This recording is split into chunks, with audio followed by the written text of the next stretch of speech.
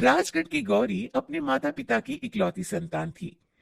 गौरी के पिता मेहनतकश किसान थे। वो सारा दिन खेतों में काम करते। गौरी अपनी माँ का किचन में हाथ बटाती। वो जंगल से लकड़ियां बीनती और माँ के चूल्हे में मदद करती। एक दिन वो जंगल में लकड़ी बीनने गई थी कि तभी उसे रोने की आवाज आती है।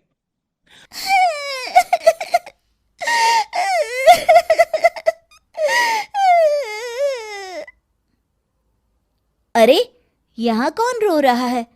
इस जंगल में भला किसी के रोने की आवाज? जरूर कोई जंगल में फंस गया होगा। वो देखती है तो उसे एक परी दिखाई देती है जिसका एक पंख टूटा होता है।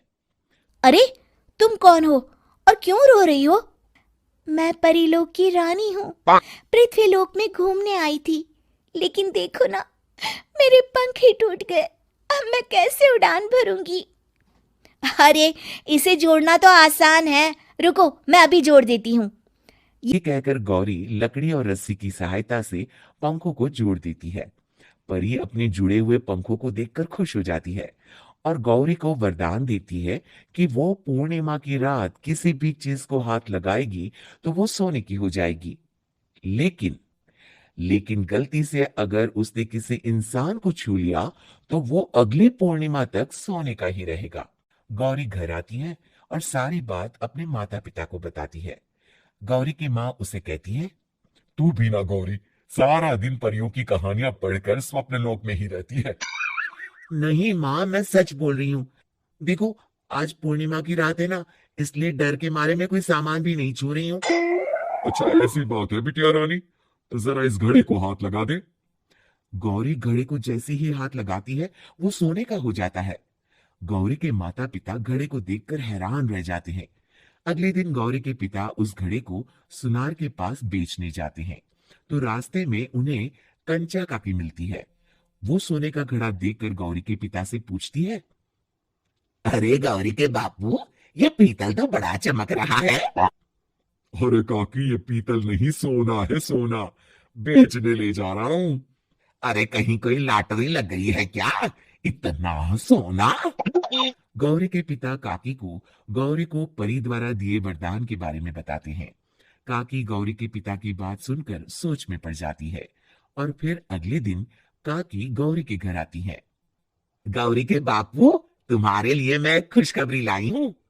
तभी गौरी की माँ पूछती है, क्या खुशखबरी है काकी? अरे तुम्हारी बेटी का रिश्ता मैं अपने बेटे से करना चाहती हूँ। अरे कब तक अपनी सयानी लड़की को घर पर बिठा कर रखोगी? हाँ, देखो काकी, मैं ऐसे ही व्यक्ति से अपनी बेटी की शादी कराऊंगा जो गौरी के वरदान से नहीं, उसके गुणों को समझे। अरे हमें तो गौरी के गुण अच्छे लगे, इसीलिए तो आ गई हूँ मैं। फिर गौरी के माँ बाप मान जाते हैं और उसकी शादी काकी के बेटे से हो जाती है। अगले दिन, अरे गौरी, कल पूर्णिमा की रात है। तुम्हारे पिताजी परी के वरदान के बारे में बता रहे थे, तो मैं ना कुछ चीजें रख दूंगी, जरा हाथ लगा देना। तभी गौरी का पति वहां आ जाता है और अपनी माँ से कहता है, माँ, क्या जरूरत है गौरी के वरदान को इस्तेमाल करने की? वैसे भी मेरी मेहनत से घर तो चल ही रहा है ना। और गौरी के पिता ने भी यही कहा था कि वो ऐसे ही व्यक्ति से उनकी बेटी की शादी करेंगे जो गौरी के वरदान से नहीं, उसके गुणों को समझे। अरे बस कर किताबी बातें। तेरे लिए क्या लड़कियों की कमी थी जो मैं ये किसान की बेटी घर ले आती? और सुन गौरी, कल अगर तूने सारी चीजों को सोने का नहीं किया तो मैं तुझे घर से निकाल दूंगी और अपने बेटे की दूसरी शादी करवा दूंगी, समझी? इतना कहकर गौरी की सास वहां से चली जाती है। अगली पूर्णिमा की रात गौरी की सास गौरी के सामने ढेर सारे बर्तन रख देती है और कहती है, जल्दी कर गौरी, रात खत्म हो जाएगी। जल्दी जल्दी इन सारे बर्तनों को हाथ लगाकर सोने का कर दे। गौरी करती भी तो क्या, वो जैसे ही एक छोटे से बर्तन को छूने वाली होती है कि उसकी सांस भड़क जाती है। क्या मजाक बना रखा है? इतने छोटे से बर्तन में क्या होगा? ये ले, ये बड़ा वाला बर्तन। जैसे ही बड़ा सा बर्तन लेकर गौरी की सांस उसकी तरफ बढ़ती है, वैसे ही बर्तन के बाहर से वो धड़ाम से गिर जाती है। सांस को गिरा देख गौरी उन्हें संभालने दौड़ती है और वो सांस को हाथ लगाकर कहती है, अरे सासू माँ, क्या हो गया आपको? कहीं चोट तो नहीं लगी ना?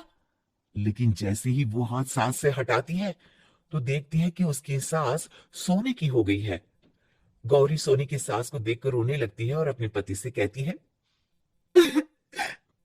मुझे परी ने कहा था कि अगर मैं किसी इंसान को हाथ लगाती हूँ तो वो अगली पूर्णिमा तक सोने का ही रहेगा। अब मैं क्या करूं? अरे करना क्या है, माँ को उठाकर अलमारी में रख दो। और हाँ, लालच का फल बुरा ही होता है। ज्यादा बड़े बर्तन को सोने का बनाने के चक्कर में माँ का ये हाल हुआ है। ये कहकर वो दोनों माँ की तरफ देखने लगते हैं।